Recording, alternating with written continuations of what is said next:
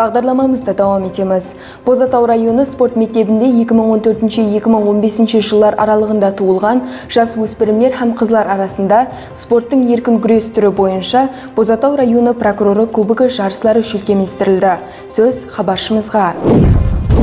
Спорт жарысының ашылу салтанатына район хакімі, район прокуроры қатынасып, жарыс қатынасушыларына әуметтіледі. Мағлұмат үшін бұл спорт жарысына қала һәм райондардан келген 100-ден астам спортшы жастар өз салмақ категориялары бойынша біріншілік үшін белдесті. Жарыслар дауамында спортшылар түрлі ұсулар һәм техникалардан пайдаланып, өз тәжірибелерін сынақтан өткеру имканиятына да ие болды. Еркін күрес спорт түрінде белдесулер тек арнан салмақ категорияларына бөлініп өткеріледі. Бұл болса, әрбір қатынасушыларға тең шариғат жаратады. Бұл ойында тек қана физикалық күш емес, шаққалық, оперативдік талап етіледі. Қызған белдесулер астында өткерілген жарыс шумағында жеңімпаздар анықталды. Өз салмақ категориясында бірінші, екінші, үшінші орындар иеленген спортшыларға район прокуратурасы тарапынан таярланған диплом һәм медальдар, бағалы сауғалар тапсырылды.